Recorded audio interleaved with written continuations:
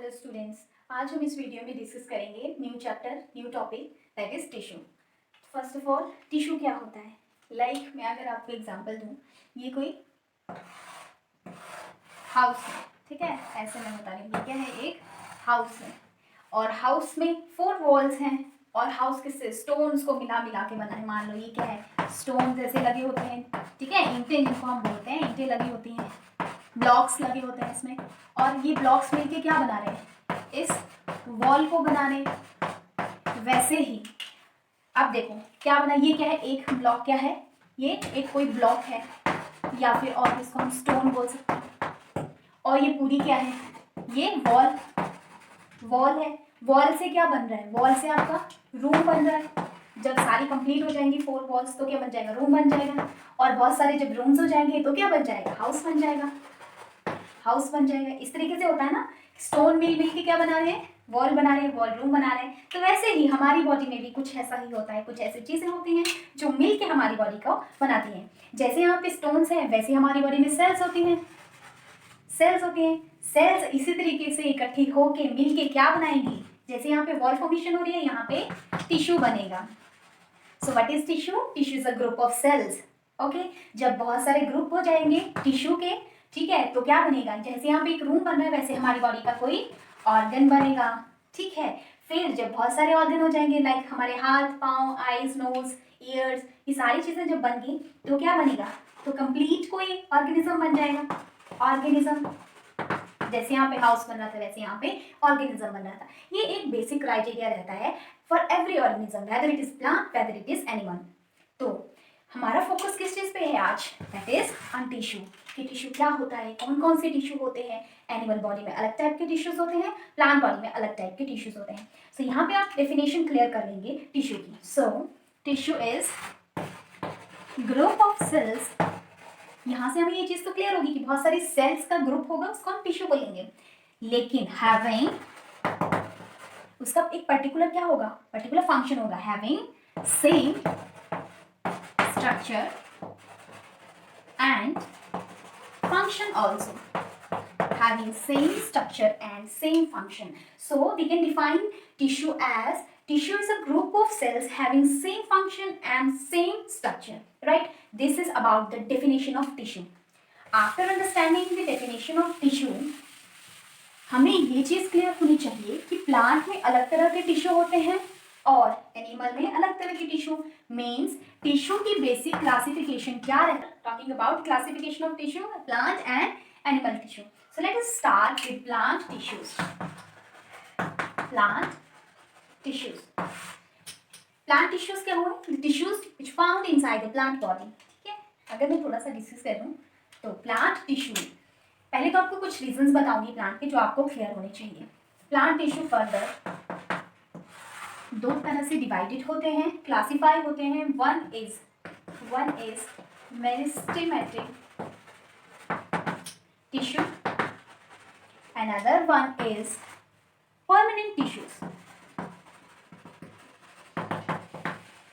Permanent, ये permanent नहीं होंगे इसलिए परमानेंट टिश्यूज को अलग कैटेगरी में रखा है। पहले इसका फ्लो चार्ट देखेंगे। आगे मेरिस्टेमेटिक टिश्यू जो है फर्दर डिवाइडेड होते हैं 3 टाइप्स में।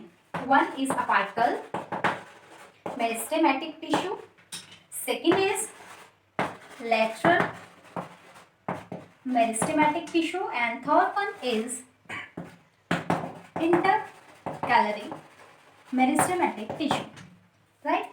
And permanent tissues are divided into 2 classification is that first is simple permanent tissues, second is complex permanent tissue. Simple permanent tissue again divided into 3 subcategories.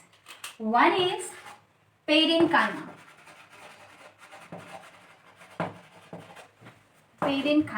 Second is collenchyma, and last one is sclerenchyma.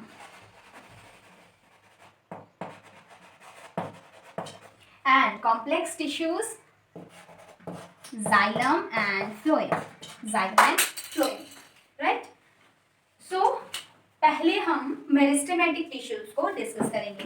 Plants में एक और category होती है जो हम अलग से discuss करेंगे, that is protective tissues.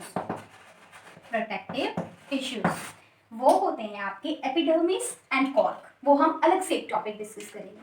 So let us start from meristematic tissues.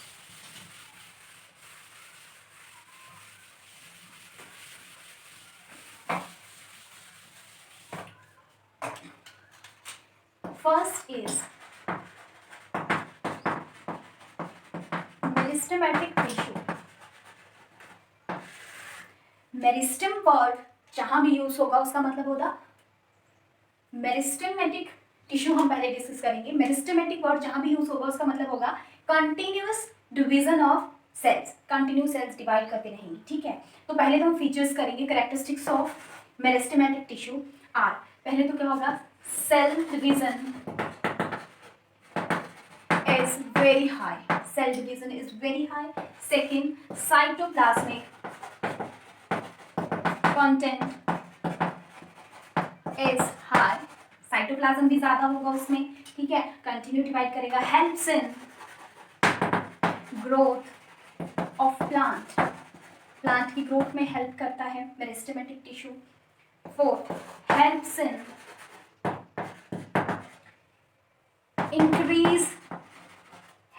increase the width of plant. width of plant मतलब उसकी मोटाई को इंक्रीज करने में भी क्या मेरिस्टेमेटिक टिश्यू हेल्प करता है। ओके, यहाँ पे रैपिड डिवीजन रहेगा, मतलब सेल डिवीजन रैपिड रहेगा। अभी मेरिस्टेमेटिक टिश्यू होता कहाँ है, प्लांट का स्ट्रक्चर थोड़ा सा हम देखेंगे। लाइक ये प्लांट्स की रूट्स हैं, रूट्स और प्लांट की स्टेम, इससे लेटरल ब्रांचेस भी निकल रही हैं वैसे ही, ठीक है। ये लेटरल ब्रांचेस हैं। यहाँ पे इसमें लीव्स भी प्रेजेंट हैं, क्योंकि लीव्स हम यहाँ ड्रॉ कर रहे हैं to understand another type of tissue that is intercalary और लेटरल मेरिस्टेम, ठीक है। ये प्लांट की ग्रोइंग रीजन है, टिप रीजन है। अब इस स्ट्रक्चर को ध्यान से देखेंगे। यहाँ पे कुछ नई टर्म्स आपको बताऊंगी। देखो, प्लांट का जो ग्रोइंग रीजन होता है, जो प्लांट की टिप होगी, ठीक है, ऊपर जाके एक टिप होगी, ये रीजन, ये वाले रीजन, टिप रीजन, इनको बोलते हैं अपाइकल रीजन।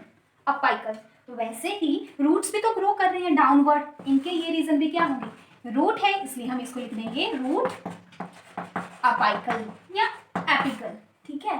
तो ये शूट है, shoot word is used for stem.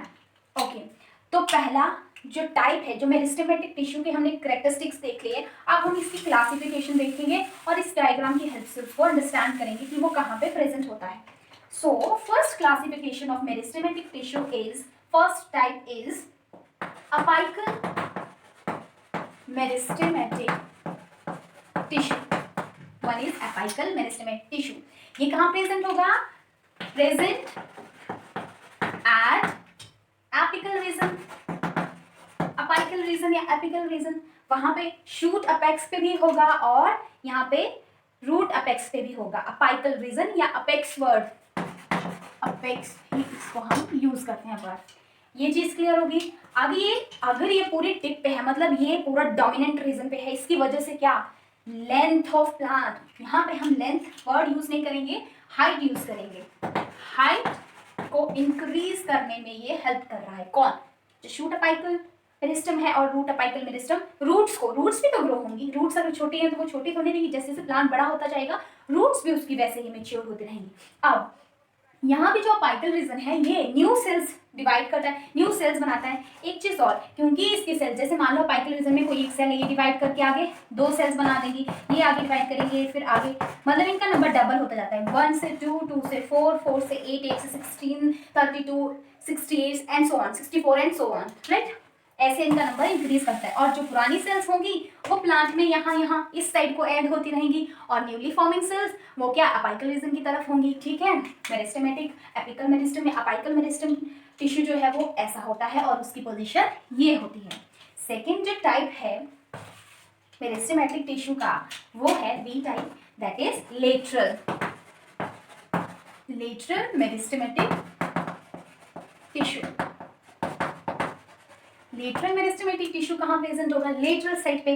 मान लो ये जो स्टेम है यहाँ पे, इसके जो ये रीजन है, ये वाला रीजन, ये एकदम मतलब जैसे ये कोई स्टेम है, पोर्शन ले रही हूँ, इसका जो साथ वाला ये रीजन होगा, यहाँ पे जो टिश्यू प्रेजेंट होगा वो क्या होगा? वो क्या होगा? Lateral meristematic tissue. Lateral sides पे होगा प्लांट की, ठीक है, और वो लेटरल ग्रोथ में हेल्प करेगा लेटरल साइड को। जो मतलब कि जैसे प्लांट है उसकी ब्रांचेस, जैसे पूरा प्लांट फैलेगा, ग्रोथ होगी उसकी साइड्स में, तो वो किसकी हेल्प से? लेटरल मेरिस्टेमेटिक टिश्यू की हेल्प से होगी, ठीक है।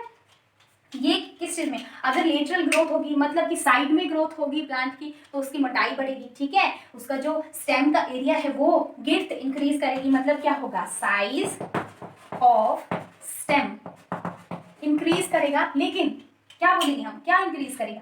डायामीटर। डायामीटर है जो किसका? डायामीटर ऑफ स्टेम, ठीक है, वो मोटी हो जाएगी स्टेम जब जो है लेटरल मेरिस्टेमेटिक टिश्यू वहां पे डिवाइड करेगा, ग्रो करेगा। Okay, next one is third meristematic tissue is intercalary meristematic tissue. Third type है मेरिस्टेमेटिक टिश्यू का। अब जो नोडल रीजन होता है, नोड रीजन, जैसे यहाँ पे एक लीफ इस रीजन से अराइज कर रही है, इस रीजन को हम बोल देते हैं नोड। नोड रीजन यहाँ से ये क्या कर रहा है? जैसे लीफ को अटैच होने में हेल्प कर रहा है, फ्लेक्सिबिलिटी होती है इसमें। यहाँ पे जो टिश्यू प्रेजेंट होगा वो होगा इंटरकैलरी मेरिस्टेमेटिक टिश्यू, और ये फ्लेक्सिबल होता है। फ्लेक्सिबल होता है। अगर ये फ्लेक्सिबल नहीं होगा तो लीफ जो है, एक बार ही हवा का झोंका बड़ा सा आएगा तो लीफ एकदम से डिटैच है। अगर ये फ्लेक्सिबल है तो मान लो ये लीफ है, ब्रांच का अटैच है, अगर फ्लेक्सिबल है वो टिश्यू, तो ये अगर जैसे हवा आएगी तो ये मूव करेगी, लेकिन ये डिटैच नहीं होगी। अगर ये बिल्कुल एक रिजिड होगी, एक बार अगर मुड़ गई वहां से तो डिटैच हो जाएगी और गिर के नीचे गिर जाएगी, मतलब, ठीक है। तो क्या होगा? इंटरकैलरी मेरिस्टेम क्या करता है? स्ट्रेंथ प्रोवाइड करता है, फ्लेक्सिबिलिटी प्रोवाइड करता है, किसको? कुछ रीजन जो होते हैं उनको। तो this is basic types of meristematic tissue: apical meristematic tissue, lateral meristematic tissue and intercalary meristematic tissue. ये तीनों ही जो है वो बहुत फास्ट ग्रोइंग होते हैं क्योंकि ये मेरिस्टेमेटिक टिश्यू के टाइप्स हैं। मेरिस्टेमेटिक प्लांट टिश्यू में सेकंड हम कर रहे हैं क्या? Permanent tissue. अब ये टिश्यू ऐसे टिश्यू होंगे जो परमानेंटली जो है वो प्लांट बॉडी में रहेंगे, इसीलिए वर्ड यहाँ पे परमानेंट टिश्यू यूज हुआ है। अब ये तीन तरह के होते हैं, ठीक है, इनका कंपैरिजन साथ साथ में करेंगे ताकि आपको अच्छे से समझ आ जाए, ठीक है। One is parenchyma, first type इसका, second type is collenchyma and third type is sclerenchyma. Sclerenchyma तीनों ही प्लांट में प्रेजेंट होते हैं, लेकिन कैसे होते हैं? अलग इनके ये स्पेशलाइज्ड टिश्यू होते हैं। इनका क्या होता है? स्पेशल फंक्शन होता है और स्पेशली इनका स्ट्रक्चर होता है। जो पेरेन्काइमेटस सेल्स होते हैं वो कैसे दिखते हैं? जैसे ये कोई एक सेल है, ये दूसरी सेल है, ये तीसरी, सिंपल दिखेंगे, सिंपल सेल जैसे प्लांट की होती है। जो कोलिनकाइमा होता है उनकी जो वॉल होती है कॉर्नर से वो थिक होना शुरू हो जाती है। ठीक होना शुरू। एक चीज़ और मैंने यहाँ पे आपको बतानी है, जैसे ये मैंने और सेल्स में बता दी, कॉर्नर से थिक हो जाएंगे, मतलब इनके कॉर्नर यहाँ से थिक हो जाएंगे, कॉर्नर से, सिर्फ कॉर्नर से। याद रखना कि जो कोलिनकाइमेटस सेल्स होते हैं वो कॉर्नर से थिक होते हैं, इनके कॉर्नर थिक होंगे ऐसे, इस तरीके से। और जो स्क्लेरेनकाइमेटस सेल्स होते हैं वो क्या, उनके जो पूरा ल्यूमन है, पूरी की पूरी जो वॉल है वो पूरी ही थिक होगी, ठीक है, ये पूरी वॉल थिक होगी। इसकी वजह से ये डिफरेंट होता है इन दोनों से। अब इनके फीचर्स क्या क्या लिखेंगे इनमें? क्या, फर्स्ट ये जो है पेरेन्काइमा, इट इज लिविंग। कोलिनकाइमा भी लिविंग होता है लेकिन ये डेड होता है। ये क्यों डेड होता है?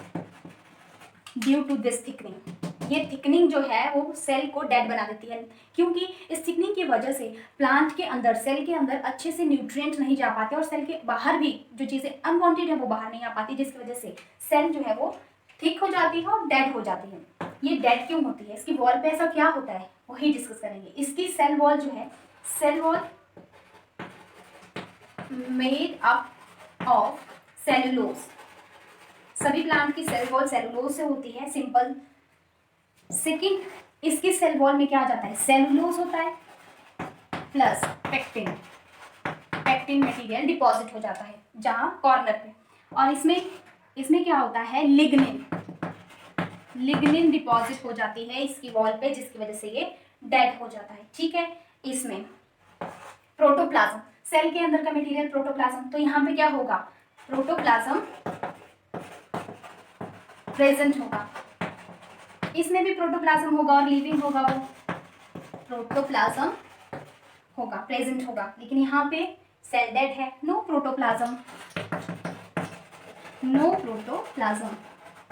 ओके, इतना क्लियर हुआ। इसके बाद ये कहाँ कहाँ प्रेजेंट होते हैं, एग्जाम्पल्स इसके देखें हम। तो पेरेन्काइमा लीफ में, लीव्स में होता है, लीव्स में प्रेजेंट होगा, जैसे स्पॉन्जी पेरेन्काइमा जो हमने डिटेल स्ट्रक्चर ऑफ लीफ देखा था। एग्जाम्पल ऑफ कोलिनकाइमा, जैसे ये प्रेजेंट होगा पिटियोल में, लीफ पिटियोल जो होता है, लीफ पिटियोल।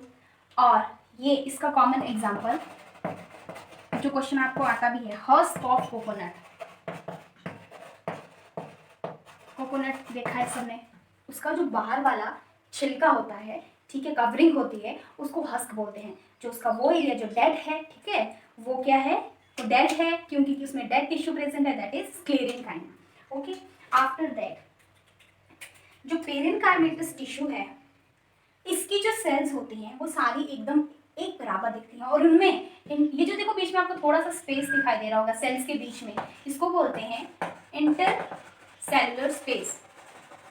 सिर्फ जो है वो पेरेन्काइमेटस सेल्स में इंटरसेलुलर स्पेस होगा। तो यहाँ पे हम एक और पॉइंट बना सकते हैं, intercellular space is present, ठीक है। और यहाँ पे fourth point, no intercellular space, और यहाँ पे भी नो इंटरसेलुलर स्पेस, ठीक है। So this is all about parenchyma, collenchyma and sclerenchyma. Xylem phloem हम नेक्स्ट पार्ट में देखेंगे, क्योंकि उसमें उसके कंपोनेंट्स भी देखेंगे।